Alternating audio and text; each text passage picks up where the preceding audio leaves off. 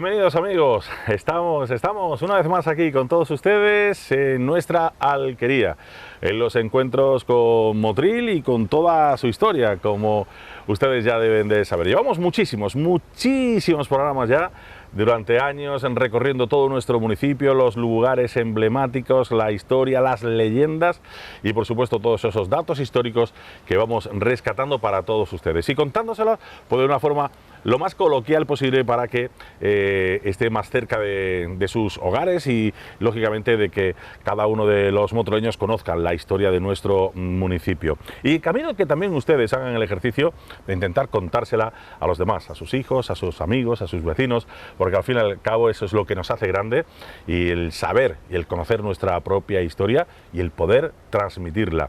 Nosotros hoy ya saben que vamos a estar aquí en esta zona, concretamente en la punta del río, aquí entre Salobreña y Motril. Ya comenzamos la semana pasada hablándoles de la importancia sobre todo de pues de todo el litoral motrileño, sobre todo la importancia del mar, la importancia del río Guadalfeo, históricamente esta localización, todo lo que conllevaba con esos litigios importantísimos con el río Guadalfeo entre Salobreña y Motril, que se erigía, ¿no?, como un baluarte importantísimo precisamente para esas luchas por el territorio.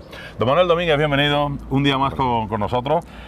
Vamos a recordar un poquito de resumen de lo que hablábamos la semana pasada para poner al día a nuestra gente. Hablábamos de esos litigios y cómo el río Guadalfeo era la punta de lanza para las peleillas entre Motril y Salobreña. Las características del río Guadalfeo, ¿no? Este delta tan grande que decíamos, un delta muy amplio, y también decíamos que el río es un río, sigue siéndolo, un río de carácter torrencial, es decir, que de la mitad del año no tiene o tiene poca agua, pero cada vez que llueve o hay gotas frías, el río se convertía en arrasaba donde pasaba. Y unas veces, como tenía muchos brazos esa desembocadura, ese delta de Guadalfeo, unas veces rompía para un lado, otras veces rompía para otro, y en función de donde rompiera el río, pues aumentaba el término municipal de un pueblo o del otro. Y eso ocasionaba, pues evidentemente, sus pleitos, es decir, bueno, si es que este año ha partido el río para Salobreña, los salobreñeros sacaban la banda música, es decir, qué alegría que vamos a sacar término municipal. Que partía para el otro lado era Motril. En este caso, aquello llegó, pues muchas veces, incluso por el agua de las acequias y todo este tipo de cosas, llegaron a enfrentamientos. Algunos de ellos, por el tema del agua, algunos de ellos hasta armados casi, ¿no? Porque algún alcalde de Salobreña se le ocurrió llamar arrebato contra Motril por el tema del agua del río, ¿no? Del agua de la acequia. Arrebato significaba que todo el pueblo iba a atacar a los motrileños para quedarse con la acequia. A la lucha. A la lucha. El caso es que esta historia de esta zona que estamos aquí, que es una zona muy curiosa, que ha tenido mucho pasado, que decíamos que hay algunos estudios de algunos investigadores alemanes como Hoffmann, donde hablan que el río incluso había sido un estero en época romana, que había sido navegable. Habíamos hablado de que hay yacimientos arqueológicos en los bordes del río, y sobre todo habíamos hablado de la dificultad que durante siglos tuvieron para controlar el río. El río era descontrolado absolutamente cada vez que llovía, más de la cuenta.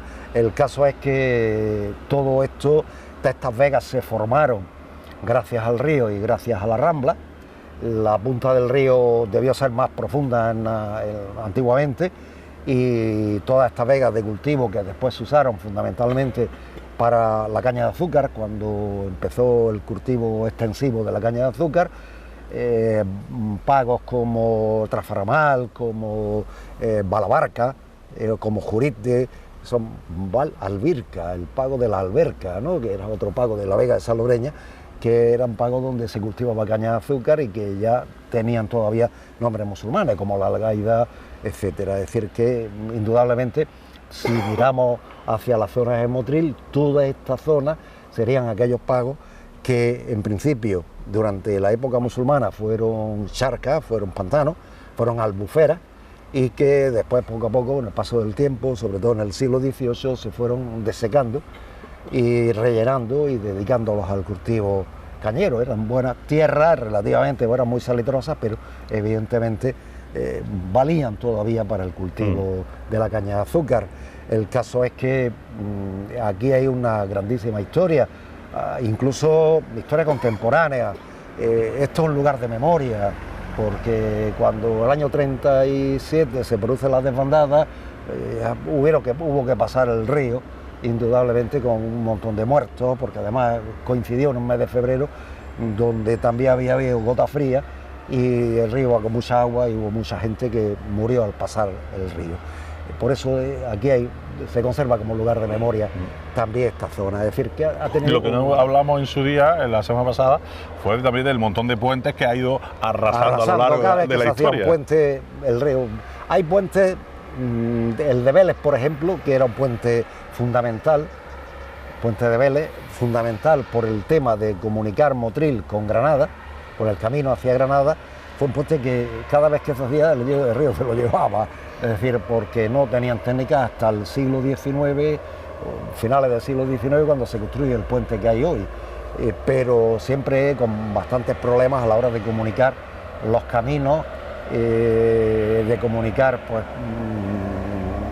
los sitios Salobreña con Motril, incluso los caminos hacia Almuñécar, siempre cuando había tormentas se inundaban, salían las ramblas, es decir, que es una larguísima historia de la historia del agua, que tiene una gran importancia en el desarrollo económico de esta zona, pero también tiene una importancia tremenda desde el punto de vista de la naturaleza, es decir, claro, cómo ha influido sobre el entorno geográfico, claro, la existencia del río, de todas estas ramblas de Morbiza, Brujas, etcétera, que tenemos, el Puntalón que tenemos de aquí. Claro, nos ha dado este agua, o el Guadalfeo en este caso, nos ha dado muchas peleas, como hablábamos, muchos litigios, pero también nos ha dado mucha riqueza, tanto económica, de biodiversidad, de cultivos, etcétera, etcétera, sí, ¿no? Y morfológicamente también. La historia de Salobreña, ni la historia agrícola de Salobreña, ni la de Motril, sin la existencia del río y de las acequias que se han sacado del río, y de todo el sistema de conducción de agua, de balantes y tal, que se han sacado desde las acequias para poner en cultivo esta zona. Es verdad que son zonas de cultivo tardío.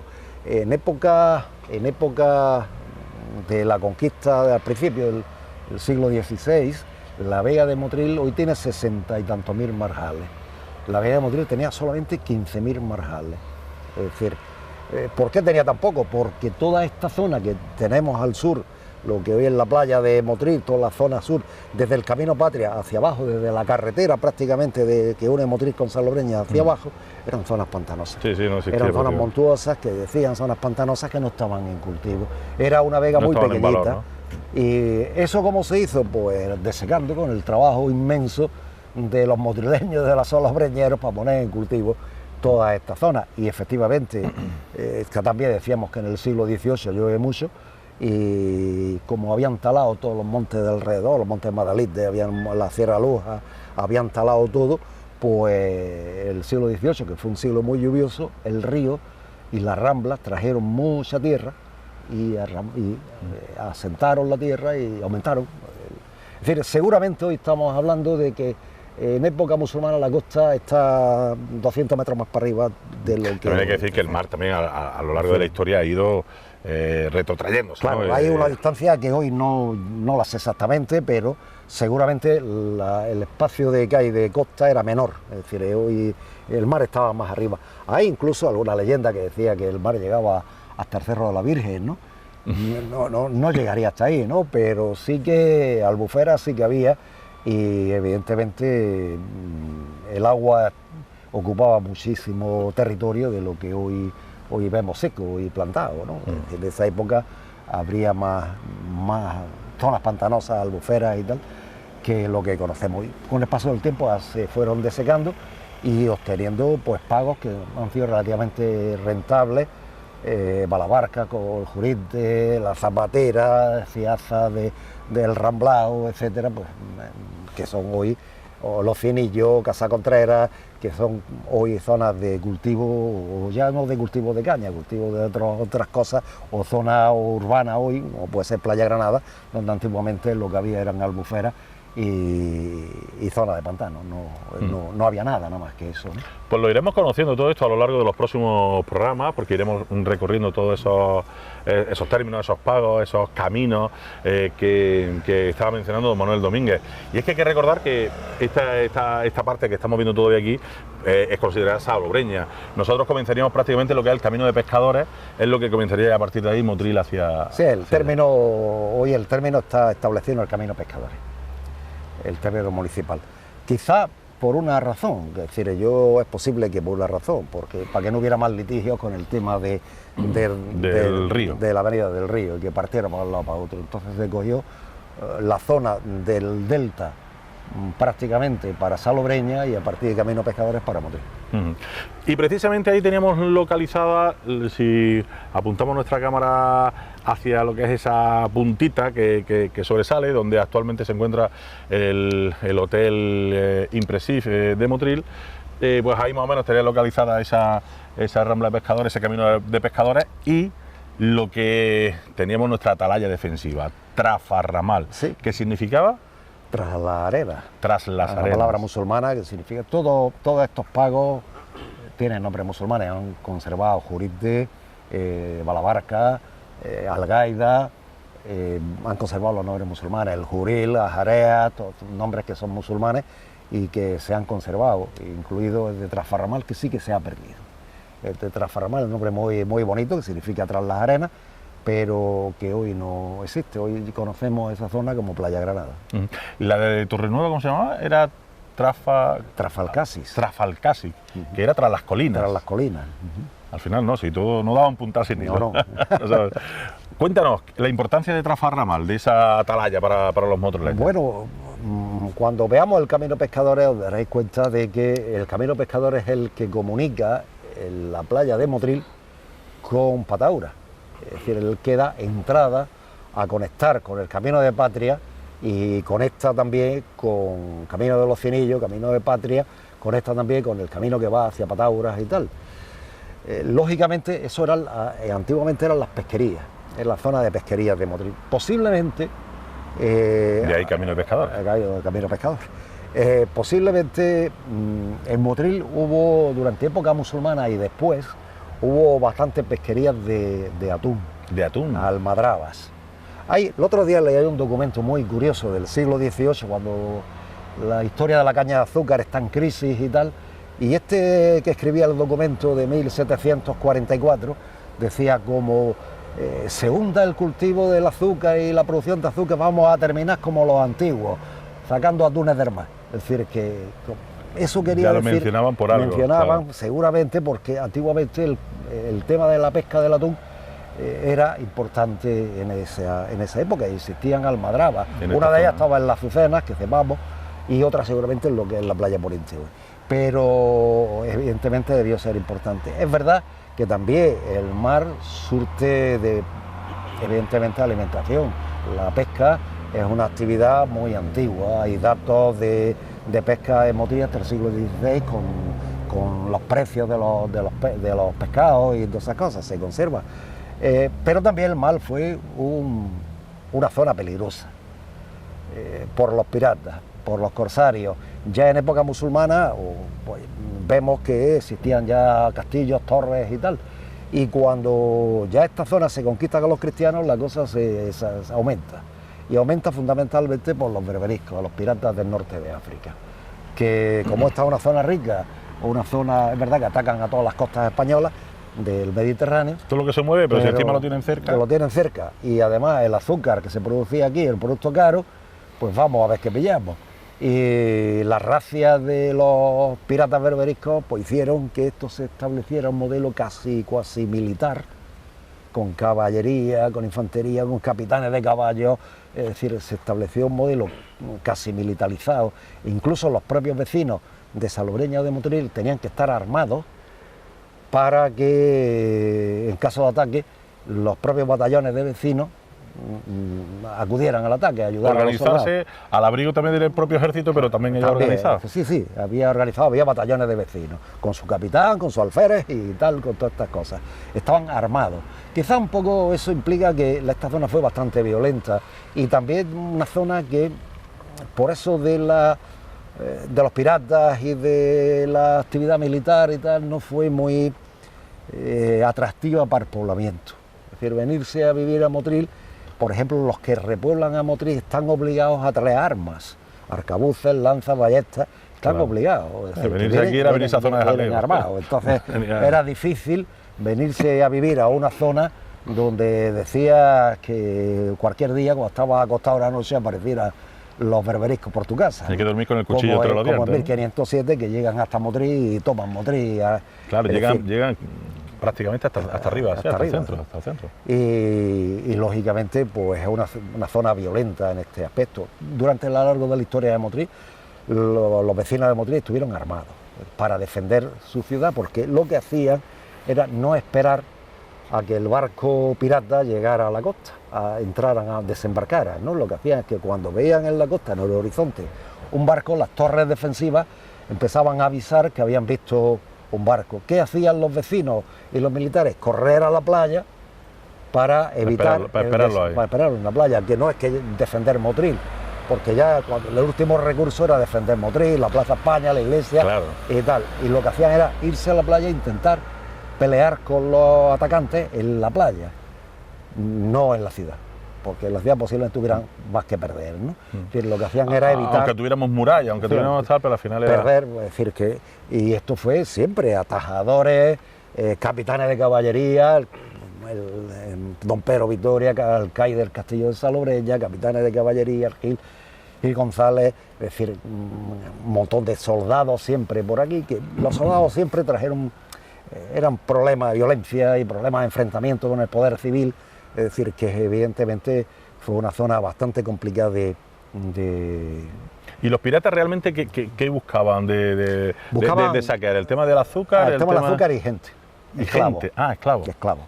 Llevarse gente para esclavos y después venderlo. Es decir, que lo que buscaban, estaban a hacer racias, incluso hubo algún ataque pirata que llegaron hasta Gualcho, es decir, que eso es lo que buscaban, esclavizar. Y, hombre, el azúcar en aquella época pues era un tema... Era oro. Era oro. Hay un documento de 1614 donde hay aviso de piratas y dice que protejan los ingenios porque aquello, lo que tienen los ingenios, vale mucho dinero y por lo tanto hay que protegerlos. Pero estaba bien organizado, porque desde la época de los Reyes Católicos se organiza la defensa de la costa.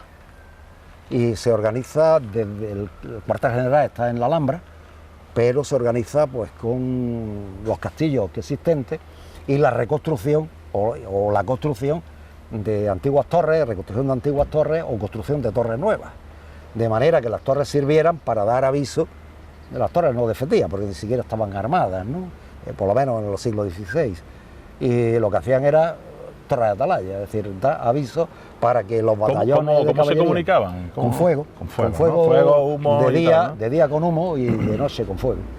Y daban aviso a las guarniciones que estaban, por ejemplo, en el castillo de Salobreña, que había un aviso de piratas, pues la guarnición de caballería del castillo de Salobreña salía a defender los piratas. Esta zona tampoco fue... Que me imagino yo que para esas cosas sí nos poníamos de acuerdo, es decir, Trasparramar, Motril ahí, sí, pero no, que para esas cosas era un bien común, una defensa común, ¿no? Sí, pero además esta zona tampoco requirió mucha defensa porque los piratas no venían aquí. Es decir, seguramente esta zona de lo que hoy conocemos nosotros como la playa de Salobreña, Cagadilla, todas esas cosas, no debió tener mucha defensa. Es verdad que habría atajadores, es verdad que habría vigilantes, guardas, pero por la existencia de las albuferas y... Sí, recordamos que tenía un difícil acceso, ¿no? Todo tendría muy difícil acceso, sí. Y Salobreña estaba muy bien defendida. Salobreña tenía las torres, tenía el castillo, es decir, Salobreña... Sí, pero eso hace que muchas veces, es decir, si eso está muy bien defendido, me tiro para allá, claro, que es más fácil. Por eso los piratas cuando se acercaban a Motril intentaban acercarse más para el varadero, la zona del varadero, de lo que hoy la playa de Motril, que era el varadero, donde había más tráfico comercial, porque los interesaba es pillar algún barco, algún galeón, algún bergantín o lo que fuera, que estaba cargando azúcar o que estaba cargado de azúcar, que se lo llevaban, cogían, se lo llevaban puesto, y iba cargado de azúcar con una cantidad de dinero impresionante. Y si de camino pillaban algunos, los esclavizaban, pues eso, que sacaban. Eran piratas provenientes de Orán, de la zona de Argelia o de la zona de Marruecos, del norte de Marruecos, fundamentalmente de la zona Y también argelia. ya muy organizados ellos mismos, ¿no? Era su actividad veraniega. Pues ellos se organizaban bien. Claro, ellos lo que hacían era en invierno dedicarse a la agricultura y en verano dedicarse al saqueo. Sí, se embarcaban como mercenarios y se llevaban a hacer racias, a saquear lo que podían. Era una actividad, una segunda actividad. Sin embargo, nosotros, sobre todo allí ya en la zona más portuaria, Varadero, etcétera, no llegamos a construir un castillito hasta el siglo XVIII prácticamente. Hasta el siglo XVIII tuvimos una torre, la torre del Varadero, que no sirvió para mucho, siempre estaba medio en ruinas y tal, y hasta la época de Carlos III no se construye el castillo del Varadero. Quizá porque, y hay avisos de rebato muchísimos, es decir, está llena, los libros de actas, por ejemplo, del ayuntamiento, están llenos de avisos de rebatos de piratas, ¿no? O de corsarios, porque, bueno, a partir de la batalla de Lepanto, los turcos vienen menos, ¿no? Pero piratas y después los corsarios franceses, ingleses y tal, por aquí anduvieron durante muchos siglos, hasta que en el siglo XVIII ya el modelo de defensa se estabiliza y se consigue un modelo de defensa y se acaba el problema, ¿no? Pero durante el siglo XVI, después de la Guerra de Granada, después de 1570 hasta mediados del siglo XVIII, el problema de la defensa de Motril y de Salobreña y tal fue inmenso, ¿no? Es decir, ellos vivían pensando en que cualquier noche te ibas a encontrar a un berberisco en la puerta de tu casa, ¿no? Y como en alguna vez ocurrió, ¿no? Por eso digo, al final, gracias a Dios, fueron pocas las veces que consiguieron traspasar esta muralla del litoral y llegar hasta Motril, que llegaron hasta la Plaza España. Hasta la Plaza España. La idea es que establecer un modelo defensivo de la costa fue fundamental. Es verdad que costó mucho dinero, costó muchos dineros, muchos impuestos, pero sí que es verdad que el modelo defensivo consiguió mantener esta zona un poco, aunque hubiera muchos rebatos, pero que casi ninguno se llevara a cabo en la práctica, ¿no? Porque no se atrevían. Y además la zona no era muy buena para desembarco, ¿eh? Casi todos los desembarcos de piratas se hacían en Carxuna. Es decir, en la zona del Varadero hay, pero menos. Carxuna, ¿por qué? Porque estaba despoblado. Y entonces por ahí era más fácil. Tenían mejor acceso, claro. Mejor acceso, ¿no? Pero después, llegar hasta Motril, llegar por aquí, llegar a la barca o Jurite y atravesar por aquí con todas las charcas estas, pues la verdad que los piratas debían pensárselo. Por eso no. Ya cuando esto se deseca, empieza a plantarse la caña de azúcar, ya no. O se dedica casi todo ya a caña de azúcar, ya es el siglo XVIII, con lo cual no hay ya demasiados problemas por eso. Es verdad que tenemos una imagen de nuestra caña de azúcar, de nuestra vega, muy romantizada, o muy romántica. Muy mitificada. Muy mitificada, cuando yo me estoy imaginando pues una época de puñal y pistola, ¿no? Había que defender el propio trabajador, el propio cultivador, el propio ciudadano, como decía, estaba llamado a fila desde el minuto uno. El minuto uno. Es decir, estaban los hombres en edad militar, los hombres que no estaban en el ejército, en edad militar estaban encuadrados en los batallones de ciudadanos, que tenían sus mandos, un alférez, que era el alférez de la compañía o el teniente de la compañía, y estaban obligados a estar armados. Es decir, cuando coge el repartimiento de los bienes de moriscos que se dan a los cristianos, o de Pataura, o de Motril y tal, verás que les obligan a traer armas. Vienen todos con sus arcabuces, con sus ballestas, con sus lanzas, vienen con sus armas, porque era obligatorio tener armas para defender esto. Es que esto era una zona muy peligrosa, ¿no? Era una costa hostil, una África hostil y una costa muy hostil. Que los motrileños y los salobreñeros también al final lo consiguieron, y al final no por ellos mismos, también el Estado español, ¿no? Claro, el Estado español, aquí también sus tropas invirtió muchísimo en la defensa de la costa y consiguieron, pues, y ya cuando desaparece el peligro turco tras la batalla de Lepanto, que ya no aparecen las flotas turcas por esta zona, o después ya en el siglo XVIII, cuando se defiende esto también, que los piratas ya no se atreven, y de vez en cuando aparece algún corsario inglés en nuestras guerras con los ingleses y cosas, pero un poco más, ¿no? Es decir, ya se vivió más pacíficamente, no de vivir tan difícil como se vivió aquí. Pero toda esta zona, la historia no lo dice, los datos no lo dice. Es decir, todo esto que estamos viendo hoy tan encauzado era un gran delta del río, empantanado, albuferado, lleno de mosquitos, con malaria, y que para la gente de aquella época fue muy complicado salvar las posibilidades de que el río Guadalfeo no te destruyera cada vez que había una gota fría, no te destruyera 10, 15.000 embarajales, ponerla en valor, otro de Salobreña, ponerla en valor por un lado y por otro lado defenderla, porque luego cuando venían, pues también la historia es muy larga. Es decir, alguna vez se podría hacer la historia del río Guadalfeo relacionada con Motril, ¿no? Y veríamos la cantidad de esfuerzo que los motrileños históricamente hicieron para controlar el río. No les sirvió de nada hasta el siglo XX, pero lo intentaron, desde plantar eucaliptos, de plantar árboles, de hacer caballones, pero qué va, cuando el río salía se llevaba todas las obras, y todos los ingenieros que habían venido aquí en el siglo XVIII acababan los caballones en el mar, ¿no? Es decir que, pero lo intentaron. Lo que hemos dicho desde un principio, que ha traído mucho bien, pero ha costado, ¿no? Rentabilizar también esas pequeñas y grandes catástrofes que al fin y al cabo traían. Bueno, pues la semana que viene estaremos ya no solo conociendo in situ esa zona de Trafarramal, el Camino de Pescadores, sino también lo que tenemos un poquito más para allá, la famosa Punta del Santo, que también tiene su historia. La Casa de Contreras. La Casa de Contreras, hay muchas cosas, ¿no? La Punta del Santo hay una historia ahí que... muy curiosa, la contaremos. La contaremos, ¿verdad?